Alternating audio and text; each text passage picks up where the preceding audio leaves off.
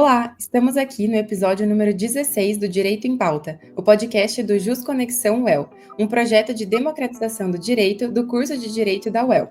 Do terceiro ano da graduação, eu sou Rafaela Romagnoli. Eu sou Augusto Brandão, do segundo ano da graduação, e a pauta de hoje é: quais são os limites da liberdade de expressão? Sobre o tema, cabe uma rápida contextualização. Casos recentes em nosso país, como a condenação do humorista Léo Lins e a prisão e posterior soltura do MC Pose do Rodo, trouxeram à tona alguns debates, entre eles o debate sobre a liberdade de expressão, que acabou se destacando. Surgiram muitas perguntas sobre esse tema, como por exemplo, o que é liberdade de expressão? Ela tem limites? E em que ponto deixa de ser uma liberdade de se falar o que pensa e se transforma em crime? Questões como essas são muito importantes e nós pretendemos responder algumas delas hoje. Para isso, nesse episódio, iremos conversar com o professor Carlos Milanês, graduado em Direito pela Universidade de Marília, pós-graduado pela Escola Superior de Magistratura, pós-graduado em Educação à Distância pela Faculdade Arthur Thomas e mestre em Direito pelo Centro Universitário de Maringá, Cesumar, professor da graduação e pós-graduação da Universidade Estadual de Londrina nas áreas de Direito Penal e Direito Processual Penal e advogado. Professor, é um prazer recebê-lo. O prazer é todo nosso de estar aqui com vocês hoje, para a gente trazer aqui alguns esclarecimentos sobre o assunto muito atual e que merece atenção nossa na atualidade. Obrigado, professor. Para a gente poder começar, o senhor poderia falar um pouco sobre a liberdade de expressão? O que significa e como ela se apresenta no ordenamento jurídico? Vamos lá, Augusto. Liberdade de expressão ocorre a manifestação de pensamento da pessoa, o que ela acha sobre determinado assunto, são as ideias que são exteriorizadas, o pensamento que a pessoa tem sobre determinado assunto. E ela está hoje disciplinada no artigo 5º, inciso 4º da nossa Constituição Federal, como um direito e garantia individual, e também está prevista no artigo 220 da nossa Constituição Federal, onde, inclusive, é vedada expressamente a censura, tá? E talvez pelo fato de estar dentro de um direito e garantia individual, é que muitas vezes a pessoa acaba se equivocando em sua interpretação, tá? Então, o conceito é esse, é a pessoa expressar aquilo que ela pensa sobre um determinado assunto. O ordenamento jurídico, onde está estabelecido é exatamente a nossa Constituição Federal, como um direito e garantia individual nosso, tá? Muito obrigado, professor.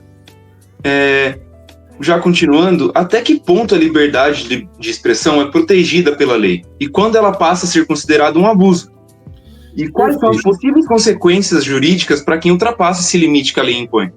Perfeito. Eu acho que talvez a confusão que muitas pessoas fazem em relação a esse assunto é exatamente imaginar que se estiver diante de um direito e garantia individual, a pessoa teria total liberdade para expressar o que ela quer. E não é bem assim. Todo direito e garantia individual, ele não é absoluto. Ele possui limites. Como a gente aprende, Gustavo e Rafaela, nos primeiros dias de aula, o nosso direito vai até o momento em que começa o direito do outro, tá? Da mesma forma que nós temos direito à liberdade de expressão, todos nós também temos direito à honra, direito à imagem, direito à intimidade. Isso falando aí de dimensões individuais, tá? Porque nós poderíamos falar de dimensões coletivas, como, por exemplo, a paz pública, tá? Que aí, dependendo se a pessoa extrapolar os limites dessa liberdade de locomoção, ela pode exatamente atingir direitos e até direitos e garantias individuais de terceiras pessoas, entendeu? Então eu acho que nós devemos sim medir, e o limite é esse, Augusto. Quando a gente fala, e aí, claro, vai depender de qual direito nós ofendemos em relação ao indivíduo, tá? Por exemplo, a minha liberdade de expressão não pode passar do direito à honra de alguém que eu esteja conversando. Eu conto sempre em sala de aula que em uma determinada ocasião, em um atendimento, chegou uma mulher meio que desesperada: olha, eu recebi uma intimação para comparecer na delegacia, é que eu chamei minha vizinha de vagabunda, mas eu provo que ela é vagabunda. Eu peguei e falei, espera aí, não é bem assim, né? A gente aprende lá no crime de injúria que não se admite exceção da verdade, até porque nós temos ali uma ofensa à honra subjetiva do ser humano. E aí ela ainda tentou argumentar comigo na liberdade de expressão. Falou, mas onde é que fica a minha liberdade de expressão? Não, a liberdade de expressão vai até o momento em que a gente atinge o direito, nesse caso individual, do vizinho, né? Então, ofender a pessoa dessa forma é grave, porque fere um bem tutelado pela nossa Constituição Federal também, né? E isso pode ter dimensões coletivas, inclusive, Augusto, porque, veja bem, nós temos a incitação ao crime, nós temos apologia ao crime ou criminoso, nós temos, eu dava essa aula agora à tarde na universidade, inclusive, nós temos a apologia à discriminação racial, a incitação à discriminação racial. Inclusive, a Lei 7.716 chega ao ponto de criminalizar a divulgação do nazismo, em razão dos conceitos envolvendo o nazismo, né? Inclusive a apologia ao nazismo. Então, repito, essa liberdade de expressão, ao se extrapolar, nós temos que analisar caso a caso e ver qual foi o direito e garantia individual alheio, no caso de dimensões individuais, ou a coletividade, o que foi atingido com essa ação humana. Tá? Perfeito, professor. Passando para a nossa próxima pergunta, um tópico bem interessante, na verdade. A gente queria saber se a produção e disseminação de fake news podem ser consideradas ou entendidas, né, como uma forma de abuso à liberdade de expressão. É realmente possível, de alguma forma, a gente considerar como forma de expressão informações e notícias que, na verdade, configuram crimes como calúnia, difamação e injúria? Perfeito. Eu acho que é um assunto de extrema atualidade, né? A tal da fake news hoje, que é amplamente disseminada, principalmente em redes sociais, né?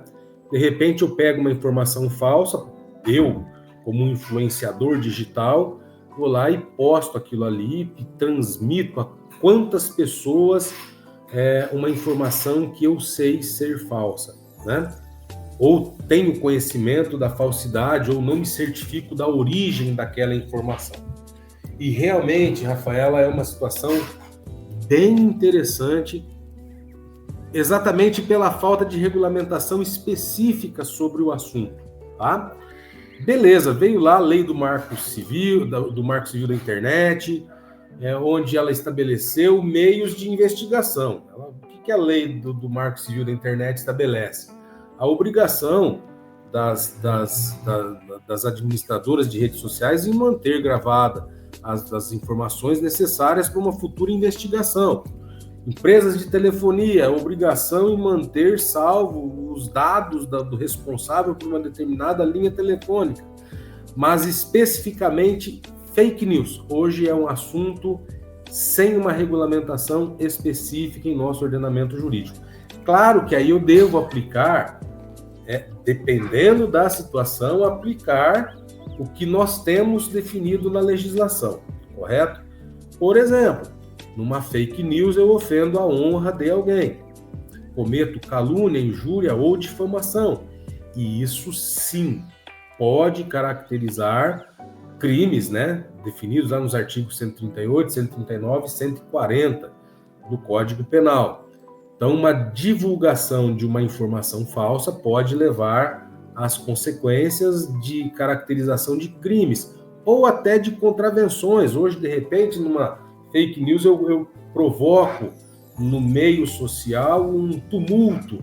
Tem lá uma contravenção penal de provocar tumulto, que hoje pode ser feito através de redes sociais, através da disseminação de fake news.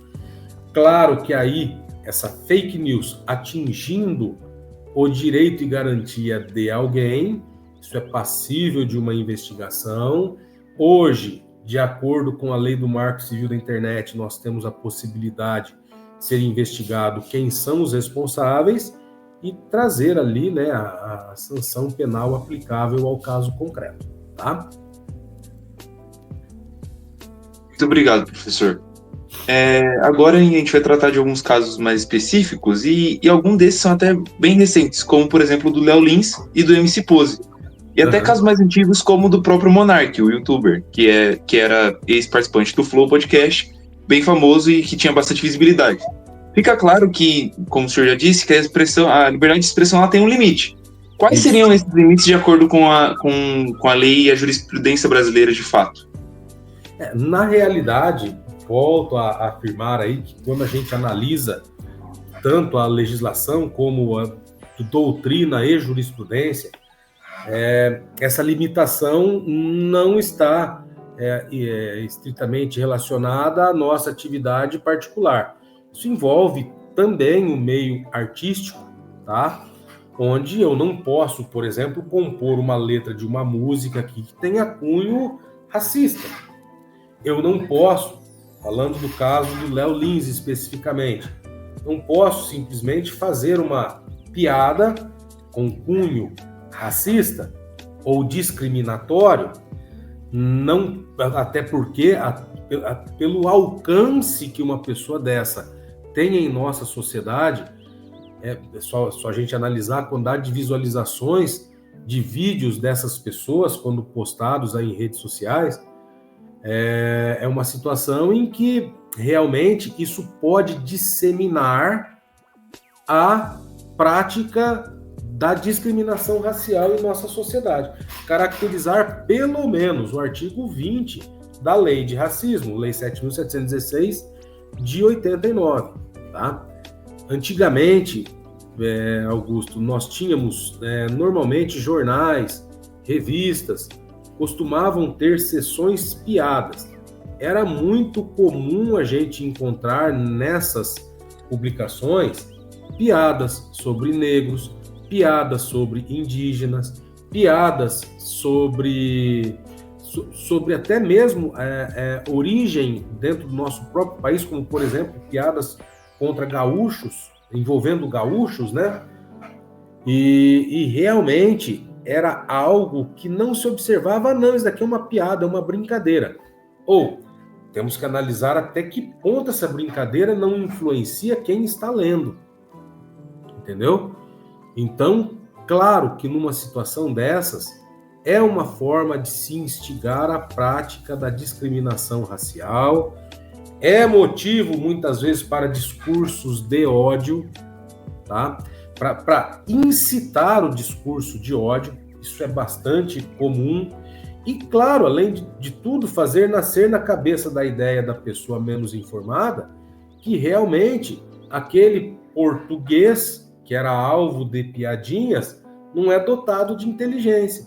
Quando a gente falava do português lá atrás nas piadinhas, o que era um português? O português era uma pessoa não dotada de inteligência, era uma pessoa burra.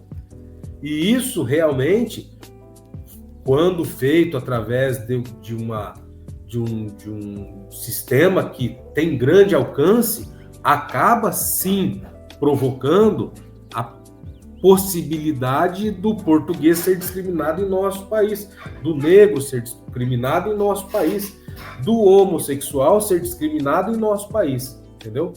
Então, realmente, mesmo dentro do meio artístico, nós temos que ter essa limitação. Até o momento, livre, a exteriorização dos meus pensamentos, sim, desde que ele não tenha cunho racista, desde que ele não se transcreva em um discurso de ódio contra um grupo de pessoas, né? Então, isso é bastante importante ser analisado. E não estamos falando de censura, tá?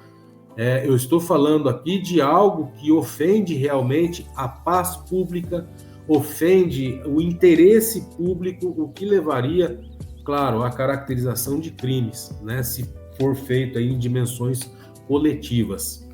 Beleza?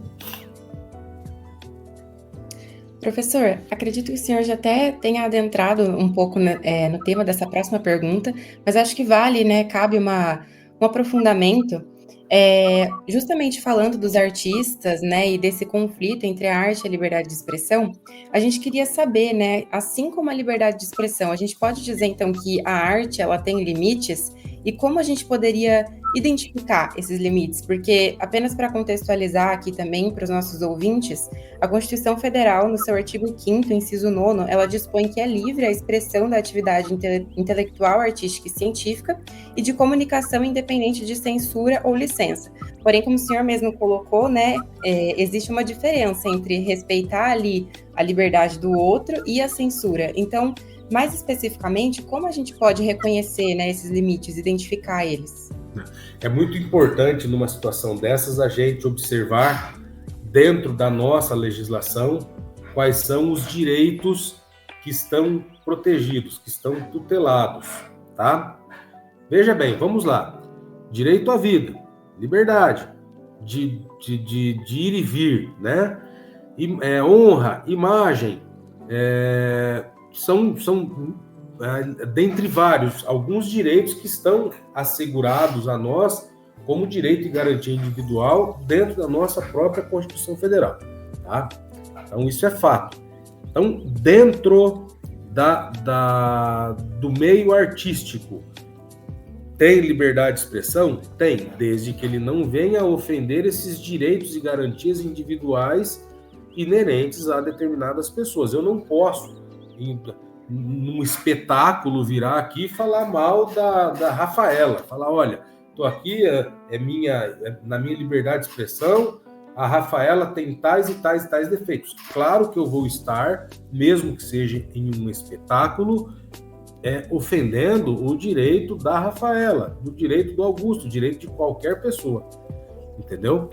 Então, não só, repito, nas dimensões individuais, quando eu cito nome ou nomes de pessoas certas e determinadas, mas também em dimensões coletivas, quando a gente ofende direitos e garantias individuais envolvendo um grupo de pessoas, de vulneráveis ou das minorias, por exemplo. Então, hoje, durante um discurso meu, eu vou expor aí, dentro do meu contexto, eu vou, de repente, instigar as pessoas a fazer consumo de drogas, né? A própria lei antidrogas tem o crime que define a incitação ao consumo de drogas. Tem um determinado grupo de rock aí em nosso país que, em determinada ocasião, chegaram a ser detidos porque, em determinado momento, o vocalista virou para o pessoal que estava na plateia e falou, olha, vamos acender o nosso baseado, né? Então, isso é uma forma de instigar as pessoas que estão ali dentro a fazer o consumo da substância que é ilícita em nosso país. Então, gera aí, claro, ofensa à paz pública e, consequentemente, é uma conduta criminosa, né? Durante um espetáculo, isso aconteceu em São Paulo, algum tempo atrás, em um espetáculo chamado A Noviça Rebelde. Eu sempre trato desse assunto quando o assunto é pornografia infantil, que tem lá, artigos 241 em diante do Estatuto da Criança e Adolescente, a pornografia infantil. E nesse espetáculo, uma adolescente de 16 anos fazia a exposição dos seios. O Ministério Público interviu. Por quê? Porque estava ocorrendo ali a exposição de partes íntimas de uma mulher e que isso pode incentivar a prática da pedofilia. Então, claro que cabe aí ao operador do direito impedir essa extrapolação dos limites, né? E aí acabaram substituindo essa artista por uma artista maior de idade e continuaram com os espetáculos, mas foi impedido a realização desse tipo. Então, não é porque nós estamos diante de um meio artístico, que a minha liberdade também seja absoluta. Ela possui limites também, tá? Muito obrigado, professor. Professor, agora tratando mais da parte do anonimato, a Constituição Federal também, no seu artigo 5º, porém em seu inciso 4º, dispõe que é livre a manifestação do pensamento, porém é vedado o anonimato. Nesse contexto, agora passando para uma parte mais virtual, é plausível afirmar que as redes sociais, de certa forma, infringem essa disposição pelo fato de que muitos usuários se escondem atrás de perfis falsos, anônimos ou até mesmo sem identificação? E considerando que muitos desses usuários anônimos se utilizam dessa vantagem justamente para se expressar como bem entendem, como é o caso das fake news, por exemplo, sem se importar com a qualidade da informação e quem está recebendo do outro lado da tela, qual seria uma alternativa para contornar esse dilema? É uma situação bastante complicada, realmente, a questão da utilização de perfis falsos, e talvez isso ocorra até mais do que a gente imagina, né? Tem os robozinhos ali que às vezes comandam perfis que ajudam na disseminação, às vezes, de informações falsas, ou até mesmo a utilização de perfis falsos para promover crimes através da internet. Isso acontece todos os dias dentro do nosso escritório, é gente chegando aqui, olha, fui vítima, e vamos lá.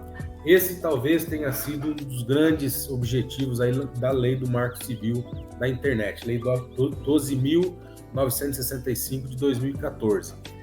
Essa lei, pessoal, veio estabelecer regras para se manter os registros das pessoas que estão acessando as redes sociais, tá? Cabe hoje às administradoras das redes sociais em manter registrados os IPs das pessoas que acessam a rede. Então, se hoje eu entrar em um determinado local e acessar a rede através daquele computador, fica registrado lá que o Carlos entrou através desse número, né? O número identifica o local de onde partiu. E aí, a partir dali, a obrigatoriedade das empresas de telefonia em manter os registros de acesso. Então, em um dos casos que eu tenho aqui em meu escritório, uma das administradoras de redes sociais aí foi notificada, ela forneceu os IPs, e aí a empresa de telefonia foi acionada e nos deu, através de uma quebra de sigilo de dados, ela nos deu todas as informações de quem havia acessado a rede com aquele IP. E isso possibilitou a gente identificar quem é o criminoso, vamos assim dizer. Então, claro que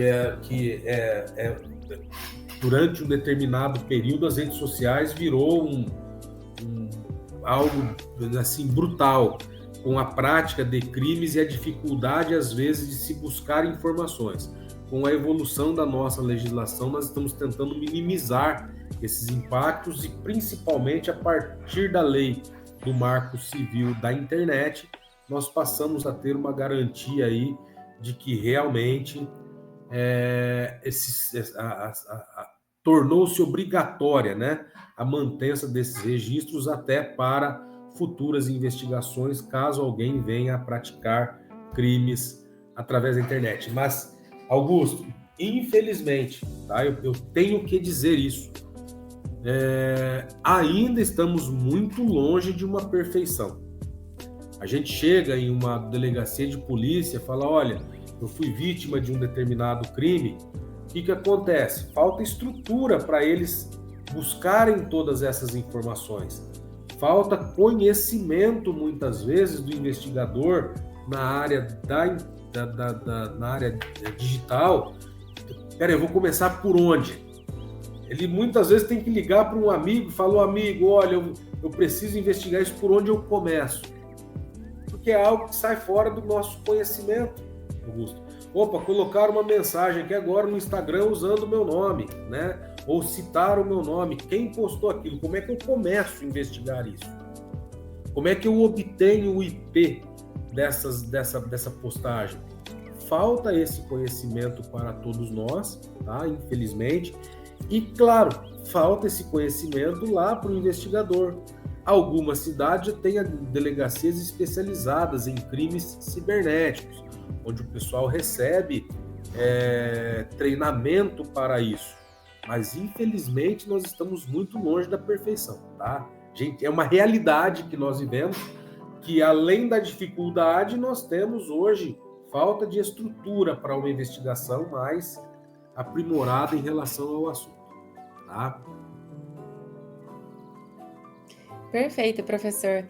E caminhando já agora para a nossa última pergunta, a gente gostaria de saber, né, indo além dos casos de artistas que ultrapassam os limites da liberdade de expressão, a gente tem também casos de grupos extremistas, como, por exemplo, o movimento Red Pill, que é caracterizado por comportamentos misóginos e preconceituosos.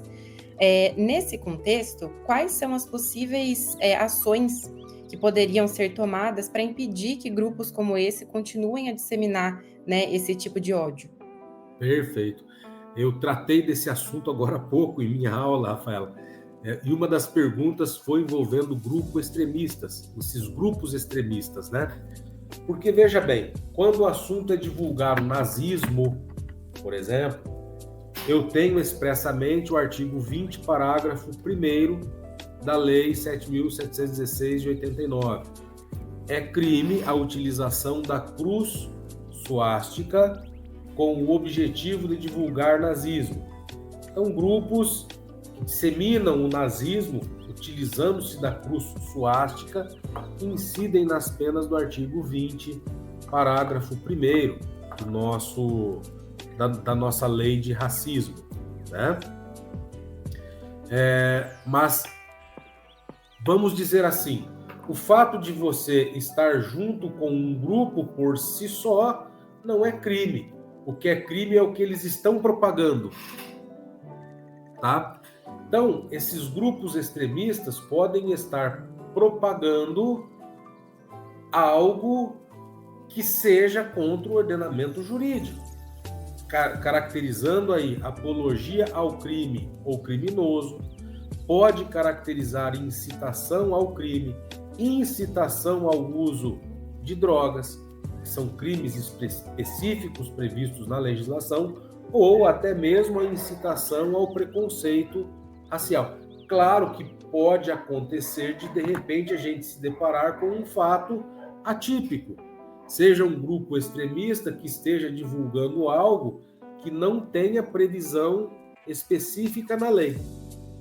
Porque o fato de eu participar do grupo aqui, por si só, não caracteriza crime.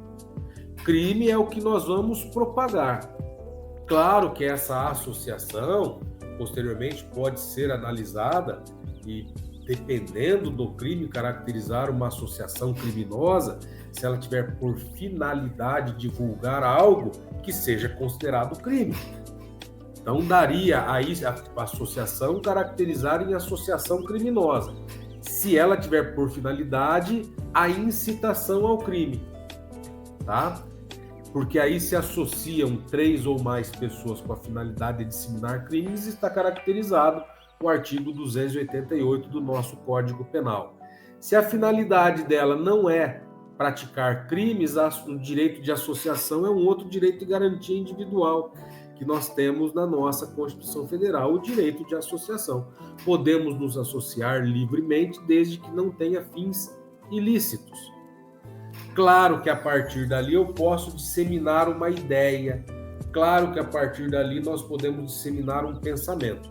Precisamos analisar se essa divulgação desse pensamento, a disseminação dessa ideia, se ela está ofendendo ou não direito e garantia individual ou interesse da coletividade, tá? Muitíssimo obrigado, professor. A gente é muito grato pela resposta e pelo tempo do senhor, que o senhor tirou para estar aqui com a gente. Infelizmente, nosso tempo já está chegando ao fim e foi um prazer ter o senhor com a gente aqui.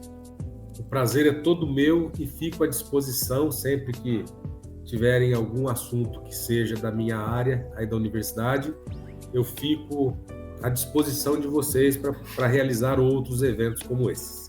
Beleza? Obrigado.